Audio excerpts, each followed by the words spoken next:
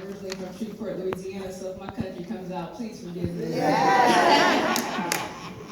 I want to begin by saying it's a real honor to be here today. It's an honor to be in the presence of educators. I've learned 10 years, I'm 33, I know I look super young, but I've learned that I can tell when I walk in a room full of educators. You feel it in the spirit, you feel it in the atmosphere. So I want to honor everyone for being here. I would also like to thank my mother for coming and reading my bio. I feel that it's the highest honor that the woman and educator that birthed me would come and read the bio of one of her children.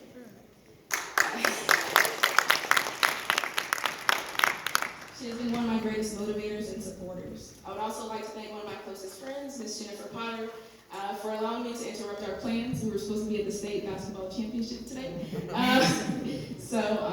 And she is also an educator and a basketball coach.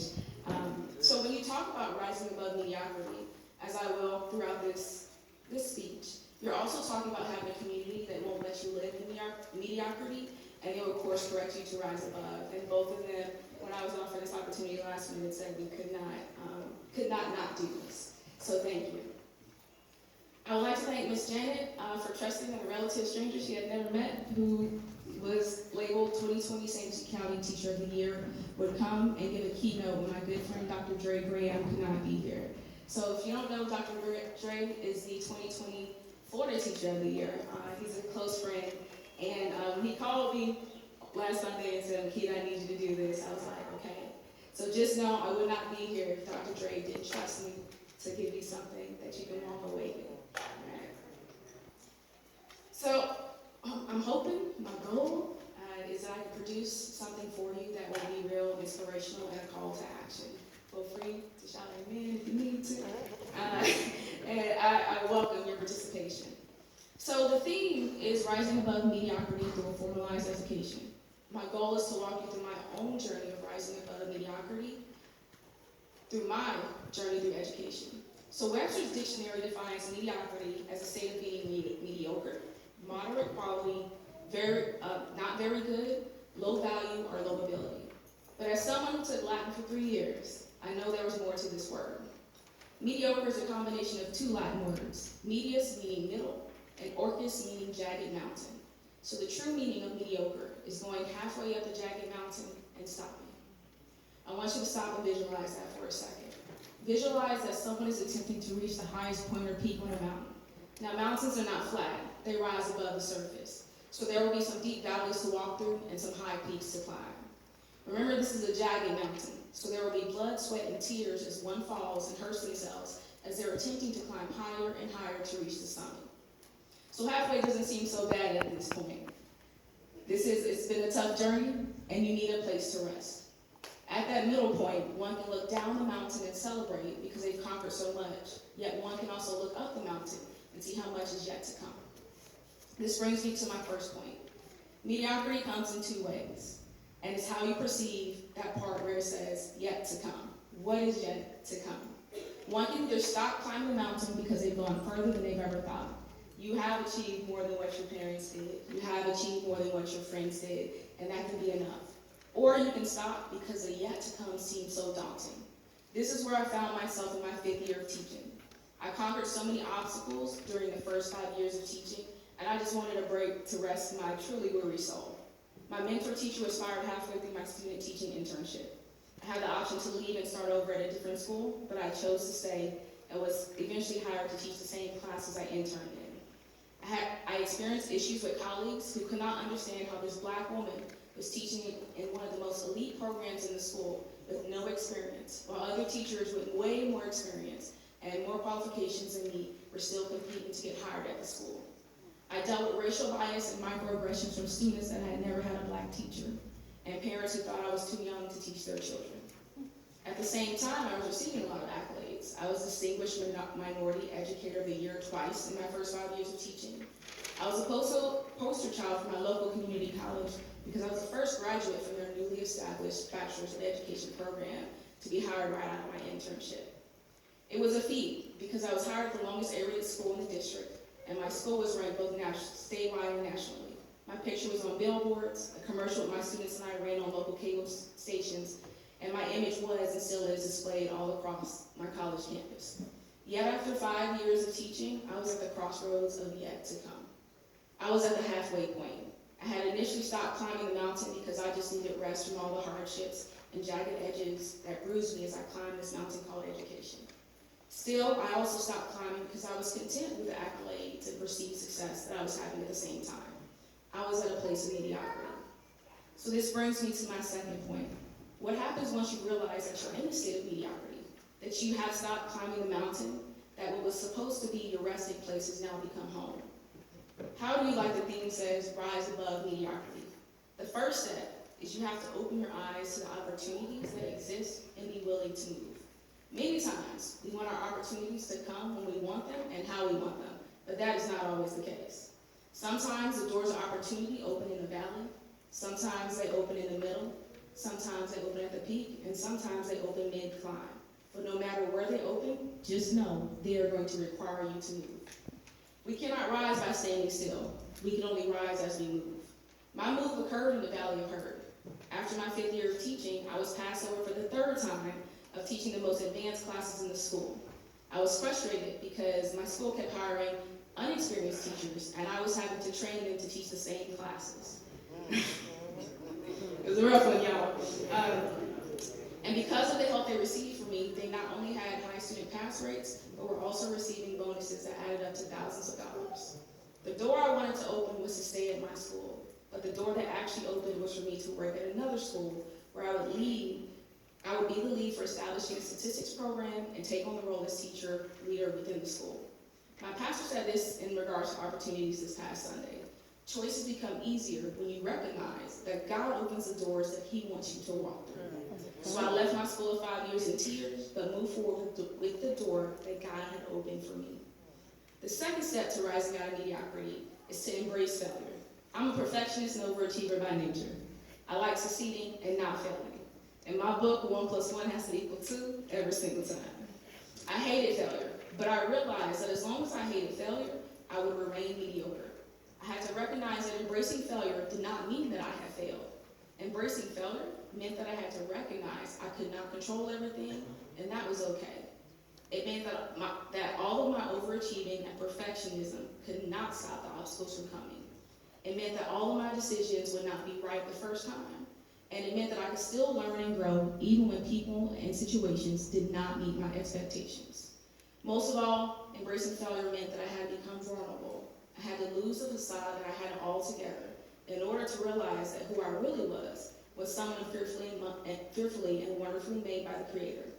This was never about me achieving success on my own, but it was about the gifts of God working through me. Y'all, my year at that new school was hard. I left the only school I had ever taught at to embark on a new journey, and people could not understand why. My credibility was questioned, and obstacles were purposely put in my way by others because they could not understand why I left a good and comfortable school to go to a school that was out of my comfort zone. They didn't realize that what they thought was a good place for me at the time was a place of mediocrity. I constantly questioned myself as to why I left my place of comfort. Why would I leave the middle to seemingly and on purpose enter into a valley? And I felt like I failed a lot of my new school, and even more, people failed me. But even though I failed, I did not fall all the way back down the mountain. Psalms 37:4 says, though he may stumble, he will not utterly fall, for the Lord upholds him with his hand. My failures were stumbles, but each stumble was a move forward in the hand of God. So how do you fail and keep moving forward? You learn. You learn from failure. You learn with every fall. You learn through every trip through the valley. It makes me think of the verse that y'all are using for this Black History Month celebration. Proverbs 9:9. It says, instruct the wise and they will become wiser. All right, so I'm saying it again. Instruct the wise and they will become wiser still. Teach the righteous and they will add to their learning. So y'all, I decided to learn, and I learned, and I learned. Even in the midst of failure, the doors kept opening for me to learn. I was paid to develop even more as a teacher leader. I won an award from the school for being an innovative teacher. I began to work with my school district to lead professional developments for teachers across my county. I worked on committees that elevated and celebrated teachers. I also had the opportunity to work on my first master's degree while I was at my school, and all this while still coaching 3 sports year-round. I increased in learning and wisdom through the grace of God. As I kept learning and growing, another door opened for me to go back to my previous school. You see, what I did not tell you was, while I was failing forward and learning and growing in wisdom, my previous school experienced a change 2 days after I left. My principal at my previous school was leaving right after I had been accepted into the position at my new school, and the new principal had heard about me and began to contact me towards the end of the year. She was a Black woman. I want to point that out. She said she had heard about me and the work that I had done previously for 5 years, and she wanted me to consider coming back. I interviewed with her and knew that the Lord was calling me back. But y'all, it was even more than I had expected when I went back. I came back as the math department chair, the first Black female chair at the school since the school had become a magnet over 30 years ago. I was also officially accepted into a program as a teacher leader for my district and would also start a program to become an assistant principal. You see, what seemed like failure at one place was the elevation at the next place. What I learned in a time of failure, and because I chose to learn in a time of failure, I was able to walk into my new leadership positions prepared. Choosing to leave a place of mediocrity always results in elevation. I wish I could tell you all the things that happened after that decision, but that pivotal decision of choosing to leave the place of mediocrity the first time has also resulted in me being classified as a Florida teacher leader. I was one of 40 teachers selected from over thousands to complete a teacher leadership program with the University of Florida, the Bill Gates Foundation, and the Florida Department of Education. I led my math department to higher gains than we had ever experienced. I was able to present at an international teacher conference and continued to provide professional development to all teachers in my district. I was the state of Florida's 2017 Black History Month Teacher of the Year. And I was a finalist for Teacher of the Year that year for my district. I wish I could say that I did not experience bouts of mediocrity again, but I did. In 2016, the movie Hidden Figures came out, and that was a catalyst that shook me out of another bout of mediocrity. As a mathematician, I felt that I was called to do more. So that led me to my current school, Fort Pierce Westwood Academy, that I'm at. I was asked to become a math coach at that school by a colleague from, guess where? That school I had failed at so many times. You never know what grows out of failure if you embrace it correctly. In my second year as a math coach last year, I completed my second master's degree in educational leadership through an in-house district program with a local university, and I won Teacher of the Year for my county.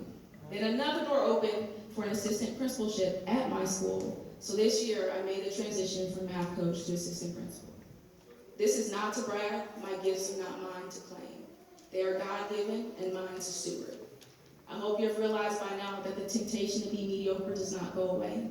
As we climb on this path of life, there will be mountains we will have to climb.